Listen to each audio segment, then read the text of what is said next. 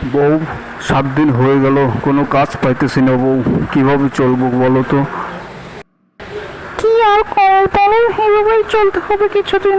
এখন তোমার তো আর কিছু করার নাই। বউ, কাল থেকে ভাবছি রিক্সা চালাতে যাবো, বুঝছো?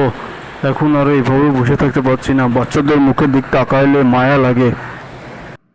হ্যাঁ, তাহলে কালকে থেকে তাই করো। আমার অনেক কষ্ট হচ্ছে বাচ্চাদের দিক তাকালে। আমরা তো নয় বড়, আমরা না খেয়ে থাকতে পারি, কিন্তু বাচ্চাদের কথা চিন্তা করলে অনেক কষ্ট লাগে। বউ, তুমি একদম ভেবো না, তুমি শুধু আমার পাশে থেকো। দেখো, ইনশাল্লাহ আমরা সব কিছু ঠিক করে ফেলবো, আবার আগের মতো হয়ে যাব ইনশাল্লাহ। তুমি কিচ্ছু চিন্তা করো না, আমি সব সময় তোমার পাশে আছি। আর হ্যাঁ, তুমি এটা ভেবো না যে তোমার দরিদ্রতা দেখে আমি দূরে চলে যাব। সারা জীবন তোমার পাশে থাকবো ইনশাল্লাহ। হ্যাঁ, ওই বিশ্বাসের জন্যই তো আজকে আমাদের সংসার টিকে আছে। আচ্ছা যাই হোক, চলো ভাত খেতে আসো, একটু ডাল সিদ্ধ করেছিলাম।